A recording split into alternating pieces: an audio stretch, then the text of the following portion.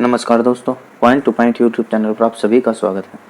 तो दोस्तों, हम कर रहे थे समसाम की घटना चक्र की चित्रात्मक प्रस्तुति जीएस दृष्टि, और इसमें हम कर रहे हैं भारतीय इतिहास।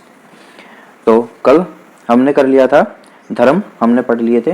तो आज हम शुरू करेंगे छठी सदी ईस्वा पूर्व का राजनीतिक दशा। आज हम पढ़ेंगे राजनीतिक दशा। चलिए तो शुरू करते हैं।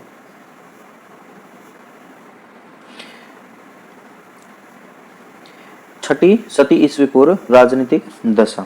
तो इसके स्रोत क्या है? इसके छठी सदी ईस्वी पूर्व के राजनीतिक दशाओं के स्रोत क्या है?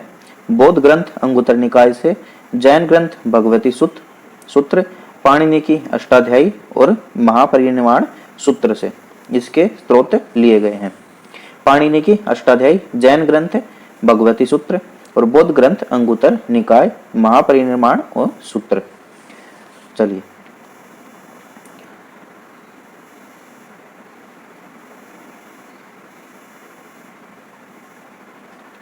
बुद्धकालीन प्रमुख गणराज्य कौन कौन से थे?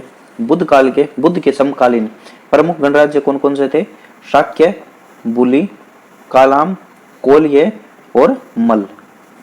शाक्य, बुली, कालाम, कोल्य, मल। और इनकी राजधानी शाक्य की कपिलवस्तु, बुली की अलकप, कालाम की केशपुत, कोल्ये की रामगाम, मल की पावा। चलिए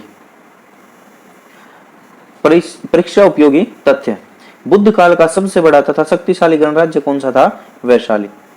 बुद्ध के समकालीन सबसे बड़ा और शक्तिशाली गणराज्य कौन था? वैशाली। पुराणों के अनुसार मगध प्रशासन करने वाला पहला राजवंश कौन सा था? तो पुराणों के अनुसार मगध प्रशासन करने वाला पहला राजवंश था बृहद्रथ वंश। कौन सा था? बृहद्रथ वंश। बौद्ध ग्रंथों के अनुसार मगध का प्रथम प्रतापी शासक कौन था? तो कौन था? बिंबिसार। मगध का प्रथम प्रतापी शासक कौन था? बिंबिसार। काशी का सबसे शक्तिशाली शासक ब्रह्मदत्त। काशी का सबसे शक्तिशाली शासक कौन हुआ? ब्रह्मदत्त। रामायण कालीन कौशल राज्य की राजधानी कौन सी थी? अयोध्या। प्राचीन श्रावस्ती का नगर विन्यास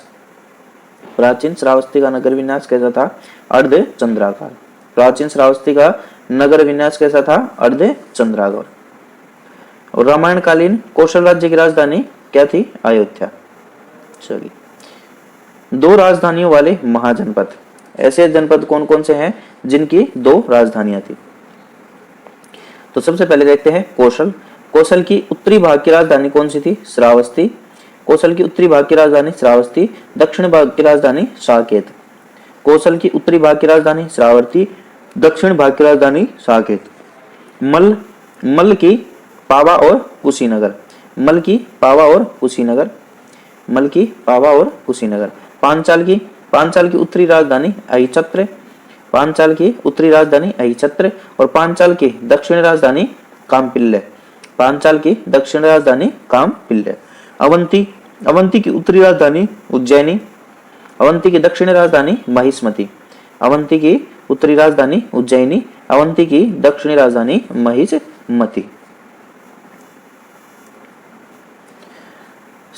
सिक्कों का अध्ययन क्या कहलाता है? न्यूमिस्मेटिक्स। सिक्कों का अध्ययन क्या कहलाता है? न्यूमिस्मेटिक्स। ये ध्यान रखिएगा, बहुत बार पूछा गया है क्वेश्चन। सिक्कों के अध्ययन क्या कहलाता है? न्यूमिस्मेटिक्स। भारत के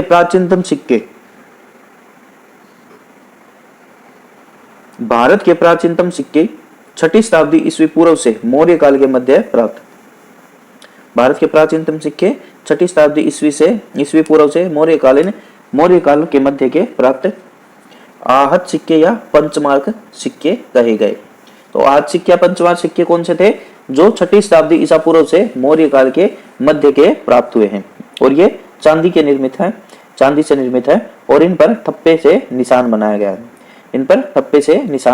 गया है। आहत या पंचमार्क सिक्के चांदी से निर्मित और ठप्पे से निशान। चलिए, मगध साम्राज्य।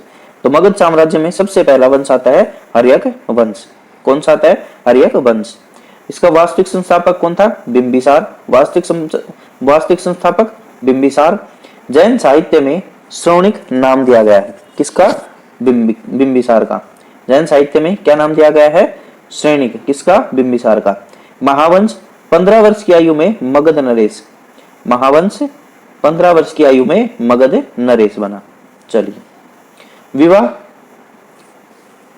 चेटक लिच्छवी शासक की पुत्री चेलना के साथ। बिंबिसार का विवाह किसके साथ हुआ? चेटक जो लिच्छवी शासक था उसकी पुत्री चेलना के साथ विवाह हुआ किसका? बिंबिसार का। दूसरा विवाह किसके साथ हुआ? कौशल नरेश प्रसेनजित की बहन महाकोसला के साथ। दूसरा विवाह किसके साथ हुआ? कौशल नरेश प्रसेनजित की बहन महाकोसला के साथ। मध्य प्रदेश की राजकुमारी क्षेमा के साथ विवाह। और तीसरा कौन सा हुआ? मध्य प्रदेश की राजकुमारी क्षेमा के साथ तीसरा विवाह। चलिए, युद्ध ब्रह्मदत्त को परास्त कर अंग का विलय किया। बहुत ही इंपॉर्टेंट है ये।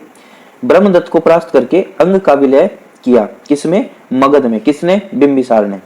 ब्रह्मदत्त को परास्त करके अंग का विलय किया बिंबिसार ने किसमें? मगध में। चलिए, अजातशत्रु बिंबिसार का पुत्र। अन्य नाम कुणिक। अजातशत्रु का अन्य नाम कुणिक। प्रसेनजित की पुत्री वाजिरा से विवाह किया। किसने? अजातशत्रु ने प्रसेनजित की पुत्री वाजिरा से विवाह किया। प्रथम बौद्ध संगति का आयोजन करवाया। तो प्रथम बौद्ध संगति किसके शासन काल में हुई थी? अजातशत्रु के। चलिए, अजातशत्रु अपने पिता बिंबिसार की हत्या करके राजगद्दी पर बैठा था। उदयन अजातशत्रु का पुत्र उदयन पाटलिपुत्र की स्थापना की। उदयन ने पाटलिपुत्र की स्थापना किसने की थी? उदयन ने। मगध साम्राज्य की राजधानी को राजगृह से पाटलिपुत्र स्थानांतरित किया। तो अगर पूछ ले कि मगध साम्राज्य की राजधानी को राजगृह से पाटलिपुत्र स्थानांतरित किसने किया? तो किसने किया? उदयन ने। और हर्यक वंश को पितृहंता वंश भी कहते हैं। हर्यक वंश को पितृहंता वंश भी कहते हैं क्योंकि अजातशत्रु ने बिंबिसार अपने पिता का वध करके हत्या करके गद्दी पर बैठा और उदयन ने अपने पिता अजातशत्रु की हत्या करके गद्दी पर बैठा। तो इस वंश को क्या कहा जाता है? पितृहंता वंश कहा जाता है।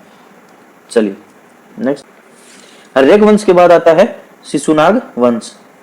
हर्यक वंश के बाद कौन सा आता है? शिशुनाग वंश। शिशुनाग संस्थापक शिशुनाग वंश के संस्थापक शिशुनाग। परिचय महावंश वंश टीका लिच्छवी राजा की वैश्य पत्नी से उत्पन्न। महावंश टीका लिच्छवी राजा की वैश्य पत्नी से उत्पन्न हुआ। और पुराण क्षत्रिय उत्पत्ति। चलिए, अवंती की विजय। तो मगध साम्राज्य की सीमा मालवा तक थी। मगध साम्राज्य की सीमा कहां तक थी? मालवा तक थी। और वत्स्य पर अधिकार क्या? अवंती की विजय से। अवंती की विजय ने वत्स्य पर अधिकार किया और ग्रीवराज के अतिरिक्त वैशाली नगर को दूसरी राजधानी बनाया गया। अवंती की विजय के बाद ग्रीवराज के अतिरिक्त वैशाली नगर को दूसरी राजधानी बनाया गया।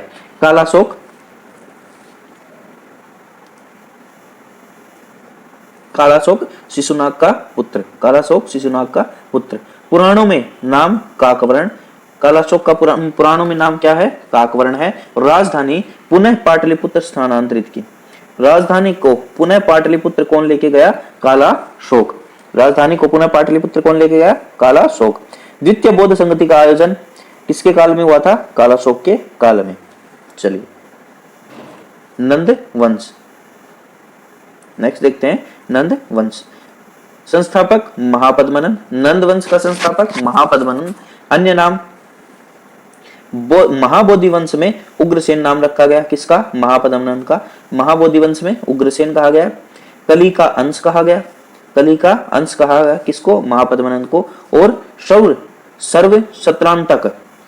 सत्रांतक कहा गया महापद्मनन को। सर्व सत्रांतक का अर्थ है सभी क्षत्रियों का नाश करने वाला। कौन? महापद्मनन या सर्व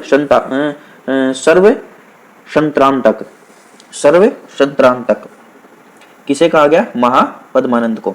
चलिए, दूसरे परशुराम का अवतार या भार्गव। दूसरे परशुराम का अवतार किसे माना गया? महापद्मानंद को। चलिए, अन्य तथ्य एक छत्र शासन की स्थापना, एक छत्र शासन की स्थापना, एक राट की उपाधि, एक राट की उपाधि धारण की, कलिंग विजय, स्तोत्र खारवेल का हांती गुफा अभिलेख से, और मित्र पाणिनि। मित्र पाणिनि किसका मित्र था? पाणिनि महापद्मनंद का। पाणिनि किसका मित्र था? महापद्मनंद का मित्र था पाणिनि। एक छत्र शासन की स्थापना की महापद्मनंद ने, एक राट की उपाधि धारण की महापद्मनंद ने, और कलिंग विजय की स्रोत कहां से है? खारवेल का हाथी गुफा अभिलेख से कलिंग विजय का उल्लेख मिलता है। उसके बाद आता है घनानंद। महापद्मनंद का पुत्र कौन? घनानंद। नंद वंश का अंतिम राजा अग्रमिज, इसको अग्रमिज की उपाधि मिली, उग्रसेन का पुत्र, अग्रमिज की उपाधि। और स्रोत कहां पर मिलता है ये नाम? अग्रमिज उग्रसेन का पुत्र कहां पर मिलता है? यूनानी लेखक के लेखों में मिलता है। सिकंदर का समकालीन था कौन? घनानंद। और सेनापति का नाम क्या था? भद्रसाल। घनानंद के सेनापति का नाम क्या था? भद्रसाल। चंद्रगुप्त मौर्य द्वारा हत्या। घनानंद की हत्या किसने की? चंद्रगुप्त मौर्य ने। घनानंद की हत्या करके चंद्रगुप्त मौर्य ने मौर्य वंश की स्थापना की थी। जैन अमात्य शकटाल तथा सथुलभद्र। जैन अमात्य कौन थे घनानंद के? शकटाल तथा सथुलभद्र जैन अमात्य थे घनानंद के। चलिए नेक्स्ट देखते हैं। अब देखते हैं विदेशी आक्रमण। विदेशी आक्रमण, ईरानी दारा प्रथम, ईरानी दारा प्रथम, यूनानी सिकंदर। तो जो ईरानी प्रथम आक्रमण करता था वो था दारा प्रथम, तथा यूनानी जो प्रथम आक्रमण करता था वो था सिकंदर। चलिए यूनानी आक्रमण, स्रोत यूनानी आक्रमण का वर्णन कहां मिलता है? बेहुस्तून अभिलेख से मिलता है यूनानी आक्रमण का उल्लेख। और दारा प्रथम के साम्राज्य के 23 प्रांतों का उल्लेख भी मिलता है। दारा प्रथम के साम्राज्य के 23 प्रांतों का उल्लेख भी मिलता है। कहां से? बेहुस्तून अभिलेख से। हेरोडोटस का विवरण, हेरोडोटस का विवरण, भारत दारा के साम्राज्य का 20वां प्रांत। भारत को दारा के साम्राज्य का 20वां प्रांत बताया है किसने? हेरोडोटस ने। चलिए महत्वपूर्ण तथ्य, पारसिक संपर्क के परिणाम स्वरूप भारत के पश्चिमोत्तर प्रदेशों में नई लिपि का जन्म। तो कौन सी नई लिपि का जन्म हुआ? खरोष्टी लिपि का। पारसिक संपर्क के परिणाम स्वरूप भारत के पश्चिम उत्तर प्रदेशों में नई लिपि का जन्म हुआ। कौन सी नई लिपि? खरोष्टी लिपि। अर्तज रक्षिज का राजवैद था।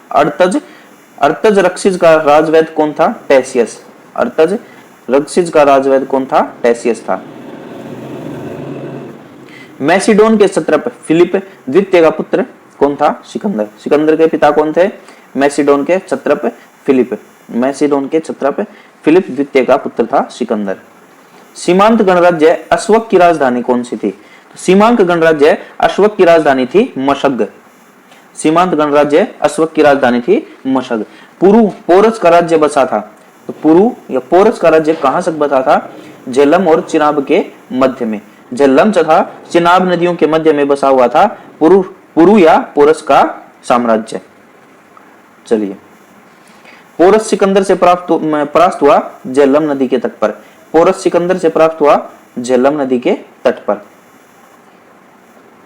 अब पढ़ देते हैं सिकंदर के बारे में, जान लेते हैं थोड़ा। सिकंदर घनानंद का समकालीन था।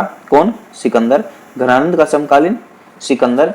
हखामनी साम्राज्य को ध्वस्त किया। सिकंदर ने हखामनी साम्राज्य को भी ध्वस्त किया और निकैया बहुकेफेला नगरों की स्थापना की। निकैया और बहुकेफेला नगरों की स्थापना किसने की थी? सिकंदर ने। सिकंदर की मृत्यु कब हुई? 323 ईस्वी पूर्व में बेबीलोन में। 323 ईस्वी पूर्व में बेबीलोन में सिकंदर की मृत्यु हुई। तो दोस्तों आज यहीं तक रखते हैं, थोड़ी तबीयत खराब है। कल मिलेंगे नेक्स्ट वीडियो में। कल हम पढ़ेंगे मौर्य वंश। तब तक के लिए स्वस्थ रहिए, मस्त रहिए और पढ़ते रहिए। धन्यवाद।